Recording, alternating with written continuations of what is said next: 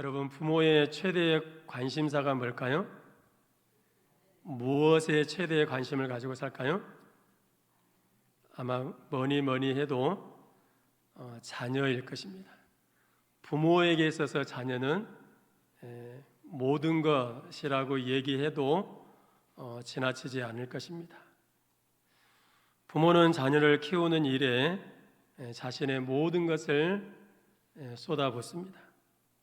나는 못 먹어도, 나는 못 입어도, 나는 누리지 못한다 그럴지라도 내 자녀들만큼은 잘 먹이고 잘 입히고 자녀들이 원하는 것이라면 뭐든지 다 해주고 싶은 그런 마음이 있는 사람이 누구예요?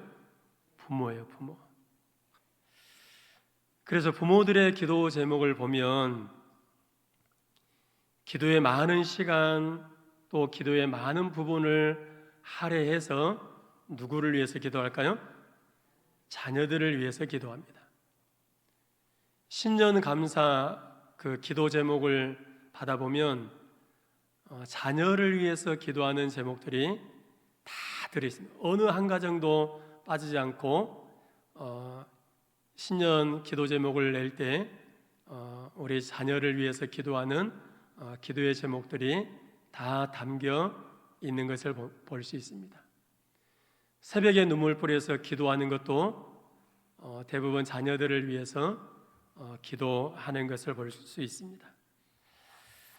부모의 간절한 바람과 소원이 있다면 자녀들이 잘 되는 것이고, 자나깨나 노심초사 자식 생각에 잠 못 이루고 염려하고 걱정하는 것이 부모입니다.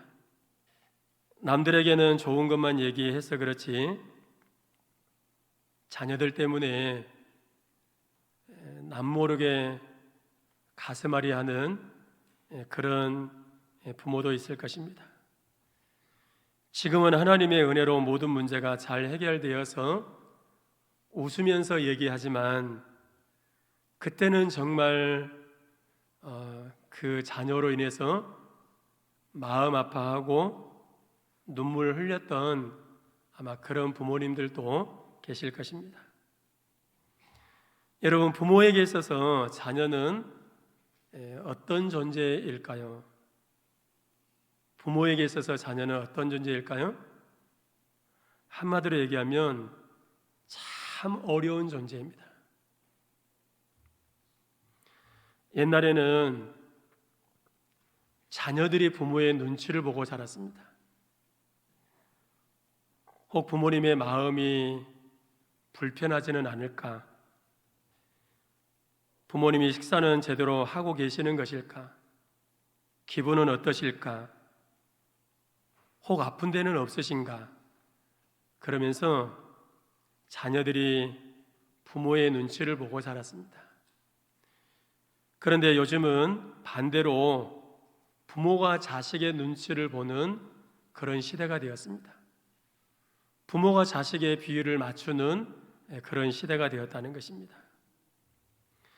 시편의 말씀에 보면 이렇게 말씀하고 있습니다. 보라, 자식은 여호와의 기업이요 태의 열매는 그의 상급이로다 라고 했습니다. 자식이 누구인가? 자식은 하나님이 주신 선물이라고 얘기하고 있습니다. 그런데 성경은 자식은 하나님이 주신 선물임과 동시에 부모에게는 자녀를 잘 키워야 하는 책임이 있다라고 하는 것입니다. 성경은 부모의 책임에 대해서 이렇게 언급하고 있습니다. 마땅히 행할 길을 아이에게 가르치라.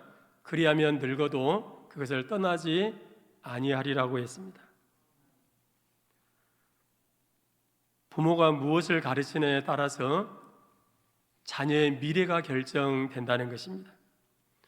부모가 자녀에게 마땅히 행할 길을 가르치는 책임을 다했다면 그 자식은 늙어서도 하나님을 떠나지 않고 바른 삶을 살아가게 된다는 것입니다. 신명기 6장에 보면 또 이렇게 말씀하고 있습니다.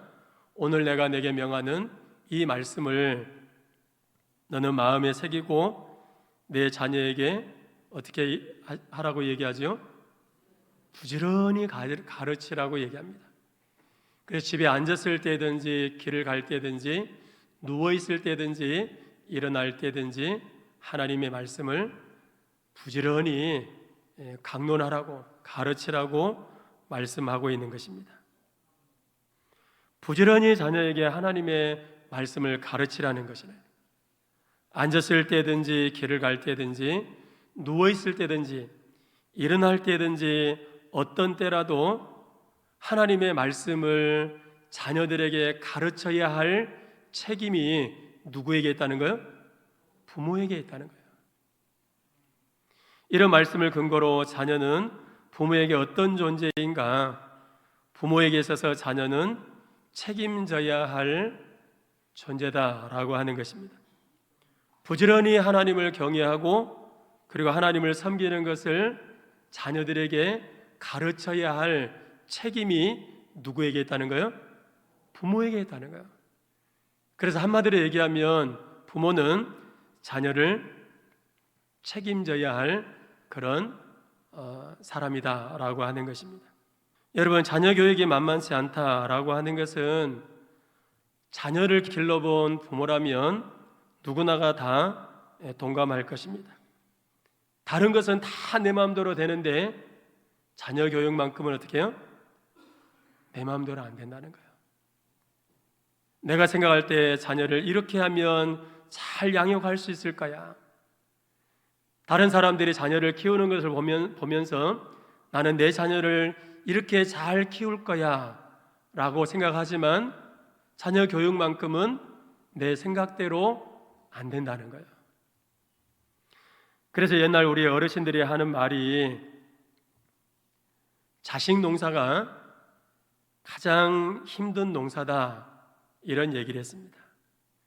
여러분, 농사는 씨를 뿌려놓고 물을 주고 거름을 주고 잡초를 제거해 주면 때가 되면 파릇파릇 새싹이 돋아나고 자라나고 그래서 열매를 맺게 되는 것입니다. 그런데 자녀는 낳아놓고 잘 먹이고 입히고 교육시켜 준다고 해서 아이들이 잘 자라는 것이 아니라는 거예요. 내가 원하는 대로 아이들이 그렇게 잘 자라지 않는다는 거예요. 그래서 농사 중에서 가장 어려운 농사가 무엇인가? 자식 농사다. 자식 농사가 그렇게 어렵다는 것입니다. 부모는 자식을 책임져야 할 사람이다 라고 말씀을 드렸는데 어떻게 하면 부모가 자녀에 대한 책임을 다할 수 있을 것인가?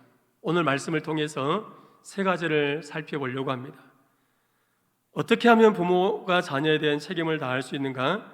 첫 번째는 부모가 삶으로 본을 보여주는 것입니다.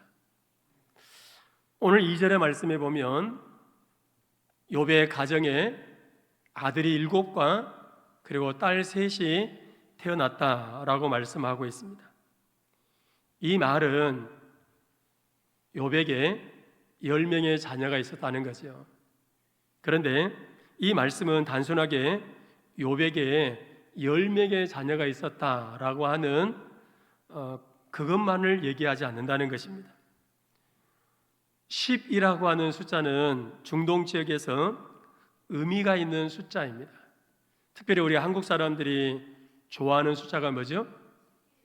7, 럭키 세븐, 행운의 숫자. 그래서 7을 좋아하죠. 싫어하는 숫자는 뭐죠? 4. 그래서 아파트에도 4층이라고 쓰는 데가 없지요. 중동 지역에서 이 10이라고 하는 숫자 그리고 3이나 7이라고 하는 이 숫자는 모두 신성함을 나타내는 완전수입니다. 그러므로 욥에게 있어서 10명의 자녀가 있었다라고 하는 것은 단순하게 욥에게 10명의 자녀가 있었다 이것만을 얘기하지 않는다는 거예요. 10이라고 하는 수는 완전 수고 만수로서 욥은 이런 자녀들로 인해서 만족했다는 거예요. 자녀들로 인해서 행복해했고 자녀들로 인해서 부족함이 없었다, 충족했다, 그런 의미를 가지고 있는 것입니다. 한마디로 얘기하면 욥은 자녀의 복을 받은 사람이다 라고 하는 것입니다. 자녀들로 인해서 만족하고 부족함이 없는 자녀들로 인해서 기뻐하고 즐거워하고 행복한 그런 가정이었다는 것입니다.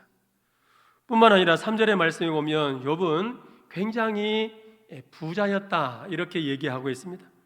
그의 소유물은 양이 7,000마리요 낙타가 3,000마리요 소가 500결이요 암나귀가 500마리이며 종도 많이 있었으니 이 사람은 동방 사람 중에 가장 훌륭한 자라고 얘기하고 있습니다.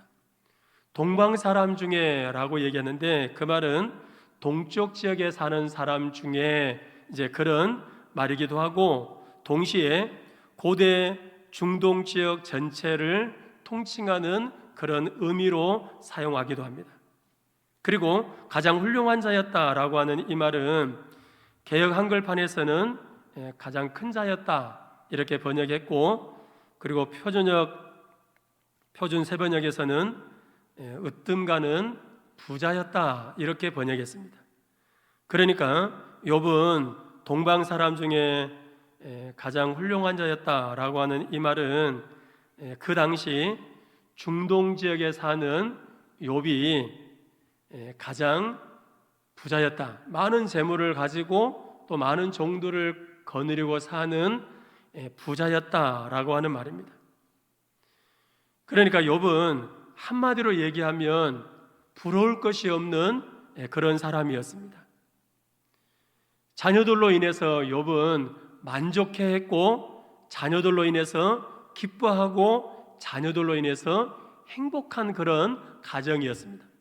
뿐만 아니라 물질적으로도 풍족해서 부요함이 없는 그런 가정이었다는 것입니다. 여러분 바라건대 욥의 가정처럼 여러분의 가정이 그런 축복을 받아 누리시기를 주님의 이름으로 축복합니다. 자녀들이 잘 되어서 자녀들 때문에 염려하고 근심하고 걱정하는 것이 아니라 자녀들 때문에 기뻐하고 자녀들 때문에 행복해하고 자녀들 때문에 만족해하는 그런 가정, 물질에 궁핍함이 없는 여유 있는 부유한 그런 가정이 될 수 있기를 주님의 이름으로 축복합니다. 욥은 이처럼 자녀들로 인해서 만족하고 또 행복했을 뿐만 아니라 물질에 궁핍함이 없는 부유한 사람이었습니다. 그런데 거기서 끝나지 않고 오늘 1절의 말씀에 보면 욥이 어떤 사람이었는가를 객관적으로 소개하고 있습니다. 우스 땅의 욥이라고 불리우는 사람이 있었는데 그 사람이 어떤 사람이었는가? 온전하고 정직하여 하나님을 경외하여 악에서 떠난 자였다라고 얘기하고 있습니다. 욥이 어디 살았다고 얘기하죠? 우스라고 하는 땅에 살았다라고 얘기합니다. 그 욥이 어떤 사람이었는가? 온전하고 정직했다는 거예요. 도덕적으로 윤리적으로 흠이 없는 그런 삶을 살았고, 그리고 하나님을 경외하여 악에서 떠난 자였다, 이렇게 욥을 소개하고 있습니다. 욥의 됨됨이에 대해서 소개하고 있는 것입니다. 그러면서 한 걸음 더 나가서 8절의 말씀에 보면 욥은 하나님의 자랑의 대상이었다고 소개하고 있습니다. 여호와께서 사단에게 이르시되 내가 내 종 욥을 주의하여 보았느냐? 그와 같이 온전하고 정직하여 하나님을 경외하며 악에서 떠난 자가 세상에 없느니라. 하나님이 욥을 극찬하고 있는데, 자랑하고 있는데 누구 앞에서 자랑하고 있지요? 사단 앞에서 욥을 자랑하고 있습니다. 세상에 욥과 같은 사람이 없다라고 얘기하면서 이제 사단에게 하나님은 욥을 자랑하고 있는 것입니다. 지금까지 살펴본 바대로 욥은 정말로 대단한 사람입니다. 자녀들로 인해서 만족해하고 그리고 행복해했고 경제적으로도 궁핍함이 없는 물질의 풍성한 복을 받아 누렸던 사람이고, 도덕적으로 윤리적으로도 흠이 없는 그런 사람이었고, 하나님을 경외해서 이제 악에서 떠난 그런 사람이었고, 한 걸음 더 나아가서 하나님의 자랑의 대상이 되었습니다. 성경은 이런 욥을 소개하면서 이제 무엇과 연관을 시키고 있는가 하면 자녀들과 연관을 시키고 있습니다. 그러니까 앞부분에서 1절에서 3절의 말씀에 보면 욥이 어떤 사람이었는가, 욥이 그런 축복된 사람이었다라고 하는 것을 얘기하고, 대단한 사람이었다라고 하는 것을 얘기하고, 8절에 욥은 하나님의 자랑거리였다 이렇게 얘기하면서 그 사이에 무슨 얘기를 하고 있느냐면 욥의 자녀들의 얘기를 하고 있습니다. 4절에 이렇게 얘기하고 있지요. 그의 아들들이 자기 생일에 각각 자기의 집에서 잔치를 베풀고 그의 누이 3명도 청하여 함께 먹고 마시더라고 말씀하고 있습니다. 자녀들이 생일날이 되면 형제들이 다 모여서 이제 생일 잔치를 했다는 거예요.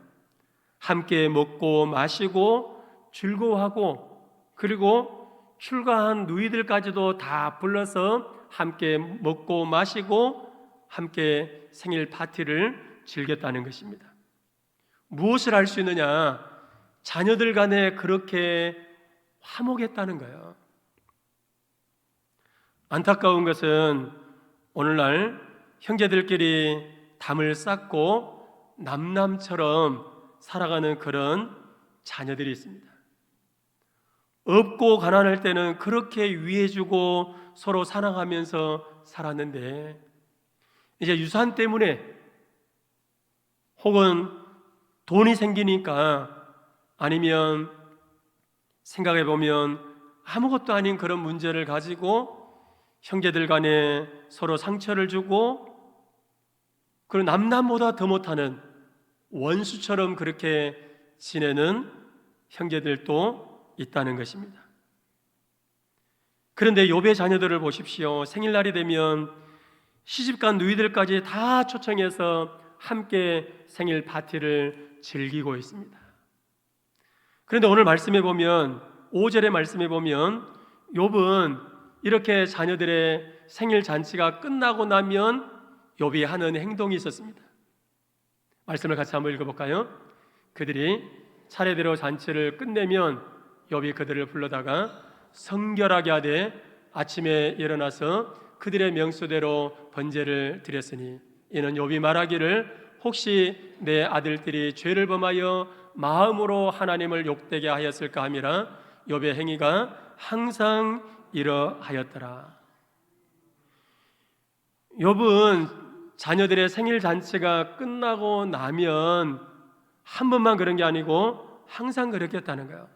생일 잔치가 끝나고 나면 혹시라도 자녀들이 그 생일 잔치를 하면서 혹시라도 죄를 범했을까 싶어, 혹시라도 그 생일 잔치를 하면서 하나님을 욕되게 하지는 않았을까 해서 생일 잔치가 끝나고 나면 자녀들을 불러서 어떻게 했어요?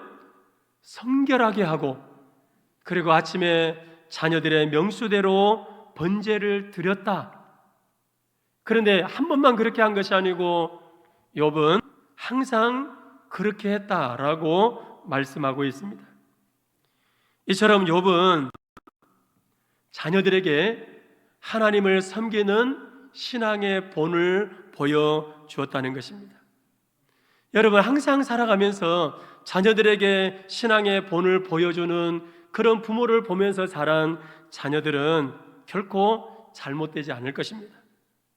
그런 부모의 신앙을 보고 자란 자녀들은 부모님이 그랬던 것처럼 하나님을 두려워할 줄 아는 그런 마음을 갖게 될 것입니다. 우리 부모님이 도덕적으로 윤리적으로 흠잡을 데가 없는 삶을 살고, 그리고 신앙적으로도 하나님 앞에서 하나님을 섬기는 본을 보여주는 그런 삶을 산다면, 그런 부모를 보고 자녀들이 그대로 배우는 것입니다. 아, 사람들과 관계 속에서 이렇게 살아가는 것이구나. 도덕적으로 윤리적으로 흠이 없는 그런 삶을 살아가는 것이구나. 그리고 신앙적인 면에 있어서 하나님을 경외하면서 하나님이 싫어하는 죄를 멀리하고 살아가는 것이구나. 자녀들은 부모의 삶을 보면서 그렇게 배우게 된다는 것입니다. 그래서 이런 말이 있어요. 자식은 부모가 걸어가는 발자국에 밑줄을 긋는다라는 말이 있습니다. 무슨 말입니까? 자녀들은 부모를 보고 학습한다는 거예요. 부모를 보고 그대로 부모가 하는 대로 배운다는 것입니다. 내가 걸어간 나의 발자국에 내 자녀들은 밑줄을 그으면서 나를 보고 배운 그대로 내 자녀들도 똑같이 그렇게 한다는 거예요. 때로는 부모의 입장에서 그런 생각이 들 때가 있잖아요. 이것만큼은 절대로 나를 닮지 않았으면 좋겠다. 이것만큼은 나를 배우지 않았으면 좋겠다. 그런 생각을 가집니다. 그런 생각이 있으니까 나를 닮지 않았으면 좋겠다라고 하는 것을 자녀들에게 가르쳐요, 안 가르쳐요? 가르치지 않습니다. 왜? 내가 나를 봐도 그게 싫거든요. 그래서 내 자녀만큼은 나의 이런 것을 닮지 않았으면 좋겠다. 나의 못된 성격, 이것을 닮지 않았으면 좋겠다 라고 생각합니다. 그런데 시간이 지나고 어느 순간 보면 나를 닮지 않았으면 좋겠다라고 생각하는 그것을 내 자녀가 그대로 닮아 있는 모습을 보게 되는 것입니다.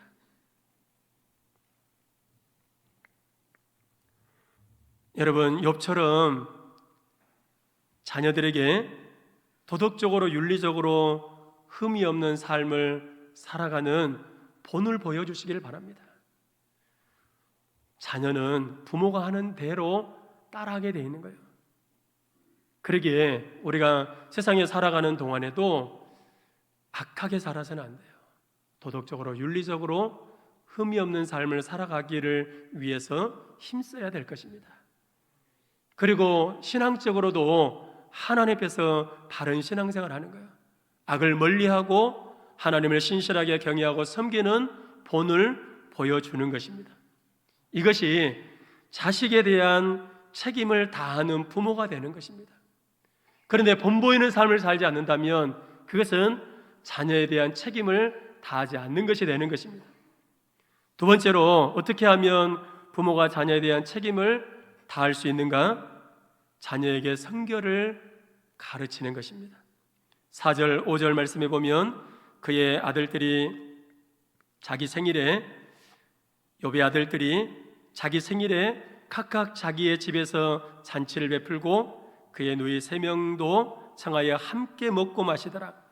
그들이 차례대로 잔치를 끝내면 욥이 그들을 불러다가 어떻게 했다고 얘기하죠? 성결케 했다, 성결하게 했다라고 얘기하고 있습니다. 앞서도 말씀드린 것처럼 욥은 중동 지역에서 가장 큰 부자였다. 많은 재물을 가지고 또 많은 종들을 거느리고 있는 최고의 부자였다라고 말씀을 드렸습니다. 그러니까 최고 부잣집 자녀들의 잔치니까 얼마나 대단했겠습니까?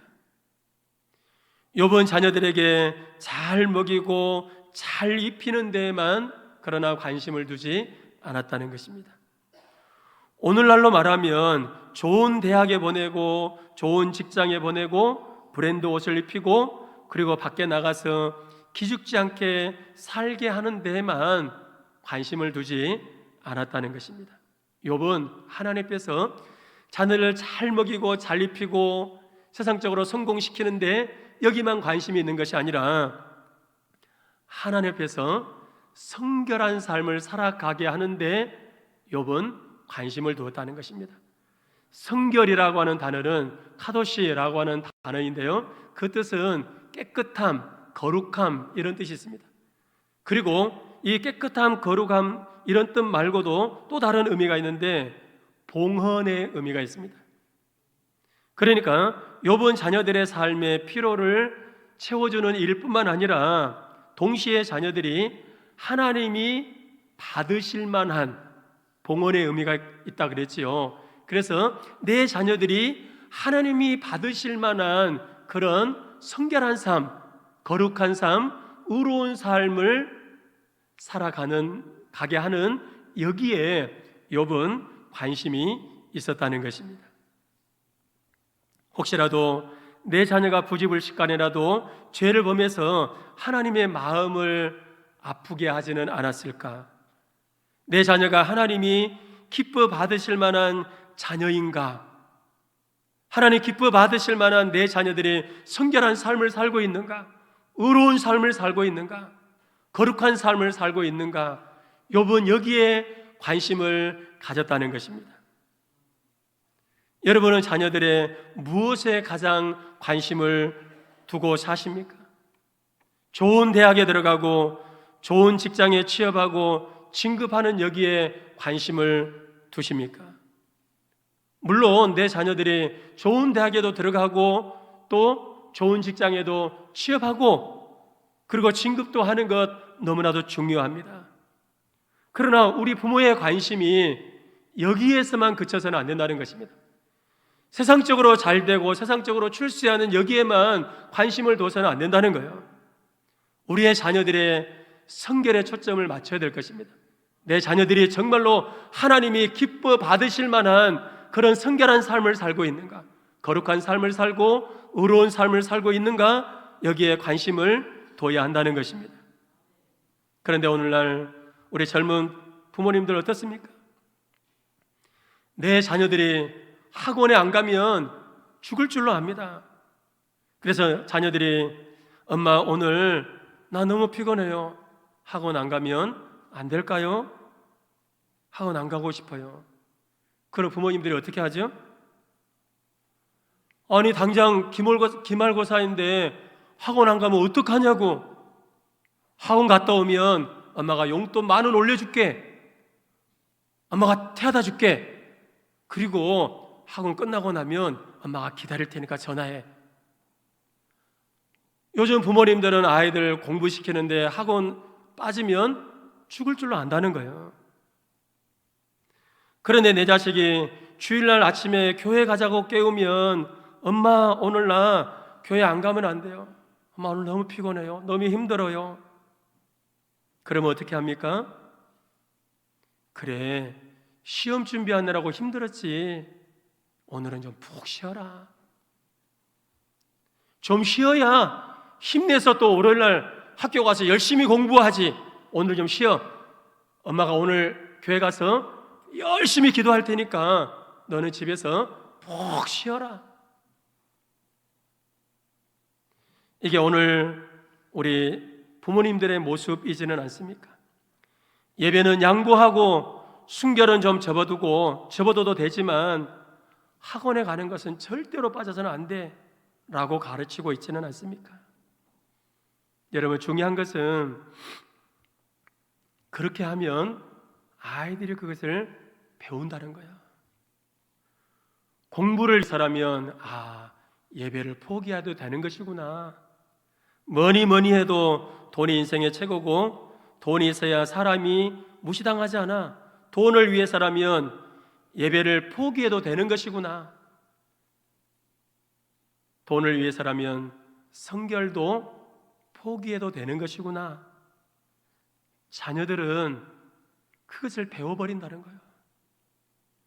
그러다가 훗날 우리 자녀들이 돈에 눈이 멀어서 부모도 몰라보고 하나님을 떠나버린 자식을 볼 때에 여러분 누구를 탓하겠습니까? 성경은 말합니다. 우리가 우리 자녀들에게 성결을 가르치지 않았기 때문이다. 하나님이 정말로 기뻐 받으실 만한 그런 자녀로 양육하지 않았기 때문이다. 하나님이 기뻐 받으실 만한 그런 성결한 삶을 살도록, 의로운 삶을 살도록, 거룩한 삶을 살도록 부모가 자녀들에게 가르치지 않았기 때문이라고 성경은 우리에게 그것을 얘기하고 있는 것입니다. 여러분 자녀들에게 성결을 가르치시기를 바랍니다. 하나님이 기뻐 받으실 만한 그런 자녀가 되도록 가르치시기를 바랍니다. 이것이 부모가 자녀에 대한 책임을 다하는 거예요.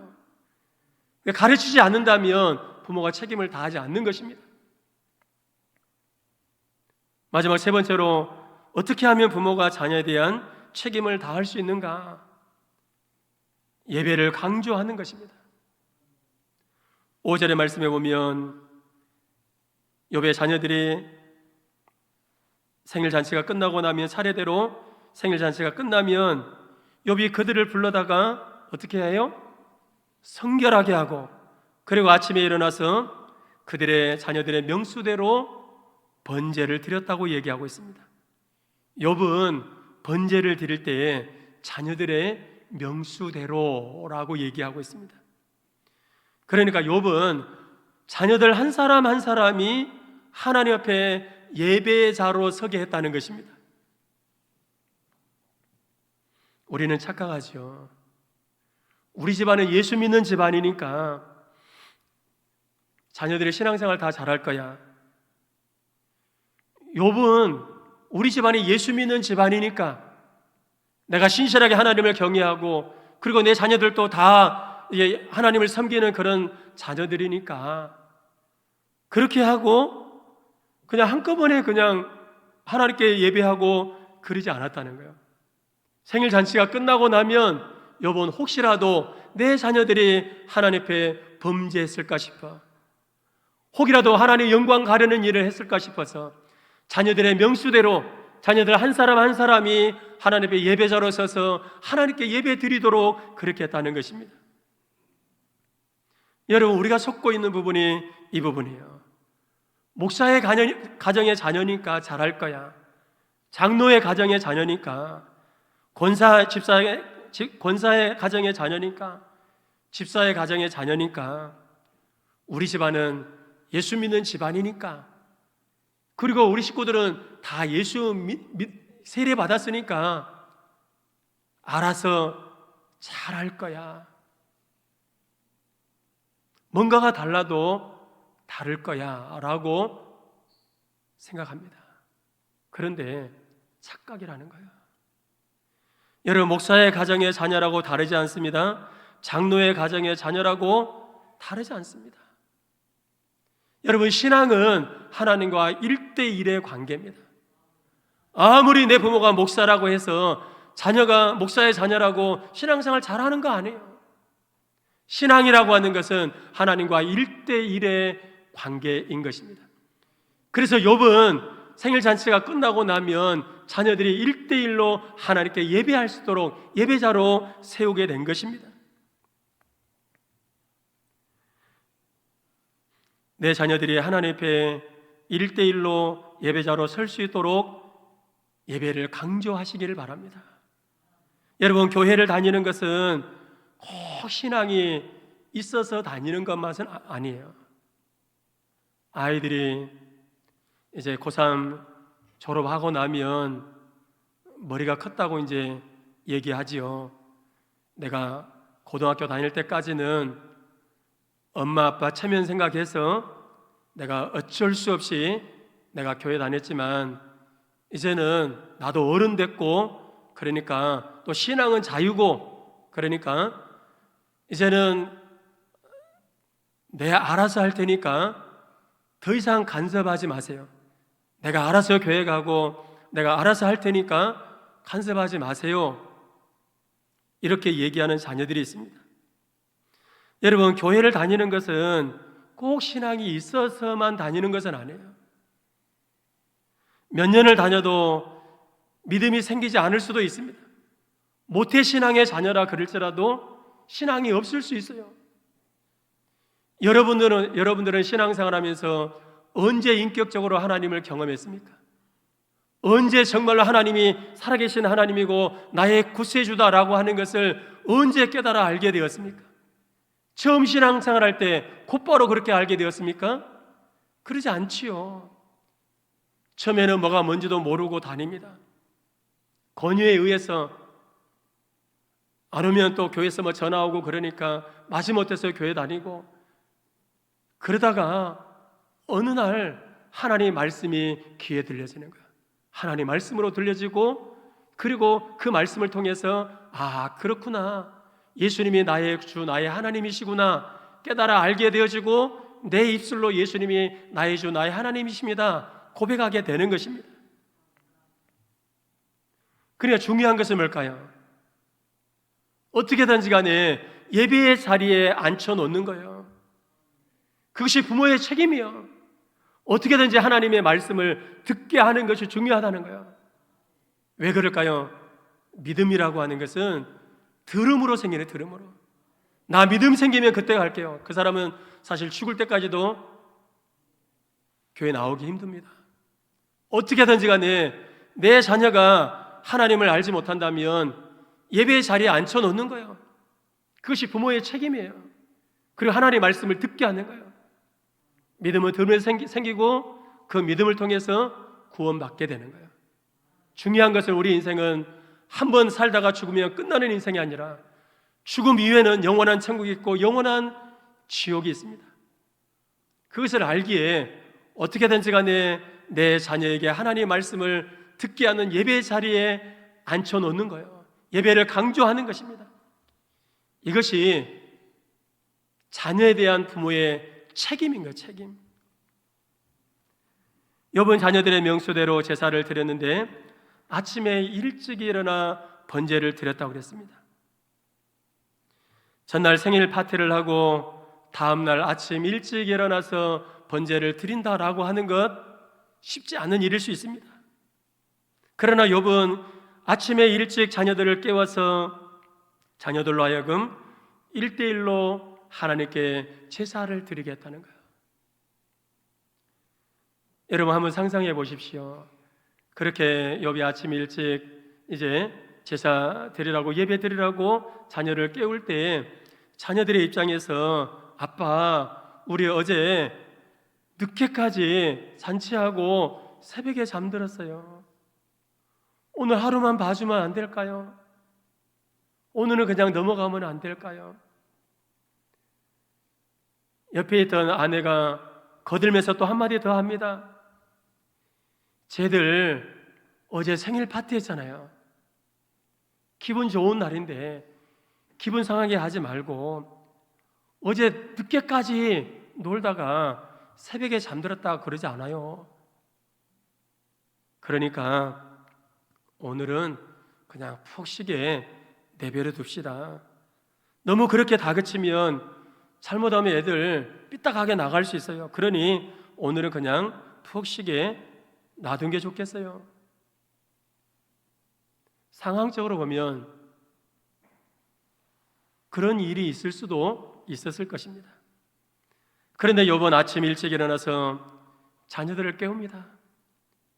그리고 하나님 앞에 예배자로 1대1로 하나님 앞에 예배자로 서게 합니다. 욥은 자녀들에게 예배의 가치를 가르치는 예배의 가치를. 예배라고 하는 것은 환경과 상황에 따라 미루거나 양보할 수 있는 것이 아니구나라고 하는 것을 가르쳐 준 것입니다. 이런 부모 밑에서 자란 자녀들이 예배에 대해서 어떻게 생각할까요? 아, 예배가 이렇게 귀한 것이구나. 부모가 하는 그것을 보고서 예배의 중요성을, 예배의 가치를 중요시 여기는 그 부모를 보면서 아, 예배가 이렇게 귀한 것이구나. 예배는 어떻게든지 간에 드려야 되는 것이구나. 내 기분 나쁘다고 내 상황에 여의치 않다고 해서 예배는 빠져도 되는 것이 아니구나 라고 하는 것을 자녀들은 알게 되는 것입니다. 여러분, 여러분들이 언제까지 자녀들을 끼고 살 수 있을 것 같습니까? 언젠가는 여러분 자녀들 곁을 다 떠나게 될 것입니다. 그날에 남겨진 여러분 자녀들이 부모된 여러분들을 어떻게 기억할 것 같습니까? 우리 엄마 아빠는 예배를 강조하셨어. 우리 엄마 아빠는 아무리 힘들고 어려워도 눈물 나고 힘들 때에도 예배에 목숨을 거셨어. 그러면서 우리 자녀들도 눈물 나고 힘들 때 내 부모가 했던 것처럼 그렇게 힘들고 어려울 때, 눈물 나고 고통스러울 때도 예배에 목숨을 걸고 하나님 앞에 엎드려서 예배 생활했던 그 모습을 보면서 내 자녀들도 하나님 앞에 엎드리는 예배자가 되지 않겠습니까? 오늘 5절 하반절의 말씀에 그랬습니다. 욥의 행위는 항상 그랬다는, 항상 한 번만 그렇게 하고 끝나지 않았다는 거예요. 생일 잔치가 끝나고 나면 자녀들이 혹시라도 죄를 범했을까 싶어, 혹이라도 하나님의 영광 가렸을까 싶어 아침 일찍 깨워서 예배자로 데리고 가는 거야. 그리고 1대1로 하나님께 예배 드리는 이 일을 항상 그렇게 했다는 것입니다. 여러분, 부모에게 있어서 자녀는 어떤 존재입니까? 자녀는 하나님이 주신 선물임과 동시에 책임져야 될 존재예요. 여러분, 자녀에 대한 책임을 다하고 계십니까? 내가 예수 믿는 부모로서 책임을 다하고 계십니까? 자녀에 대한 책임을 다하려면 어떻게 해야 될까요? 오늘 욥의 삶을 통해서 우리가 도전받았으면 좋겠습니다. 자녀에 대한 책임을 다하는 것은 부모된 우리가 본 보여주는 거예요. 삶의 본을 보여주는 것입니다. 도덕적으로, 윤리적으로 내가 흠없는 삶을 살아가기를 힘쓰는 그런 삶의 본을 보여주는 거예요. 세상 사람들처럼 악하게 사는 게 아니에요. 예수 믿는 사람으로서 내가 어떻게 세상 속에서 어떻게 살아가야 하는가를 본을 보여주는 것입니다. 신앙적인 면에 있어서 하나님을 섬기는 본을 보여주는 것입니다. 뿐만 아니라 하나님이 받으실 만한 성결한 삶을 살도록 가르쳐야 돼요. 내 자녀가 정말로 하나님이 기뻐 받으실 만한 의로운 삶을 살도록, 하나님 앞에서 성결한 삶을 살도록, 거룩한 삶을 살도록 가르쳐야 된다는 거예요. 뿐만 아니라 하나님 앞에 1대1로 하나님 앞에 예배자로 설 수 있도록 예배를 강조해야 됩니다. 엄마, 이제 내 컸으니까 내 알아서 할 테니까 간섭하지 마세요. 여러분, 그런다고 해서 너 알아서 하라고 내버려두면 안 됩니다. 이것은 생명과 연관이 있기 때문에 그렇습니다. 부모로서 책임을 다하는 신앙의 부모님들이 다 될 수 있기를 바랍니다. 그래서 여러분의 가정이 신실하게 하나님을 경외하고 섬기는 그런 믿음의 가정들이 되시고, 그리고 아름다운 신앙의 계대가 계속해서 이어지는, 아름다운 신앙이 계속해서 이어지는 그런 믿음의 가정들 될 수 있기를 주님의 이름으로 축복합니다. 우리 함께 찬양하겠습니다.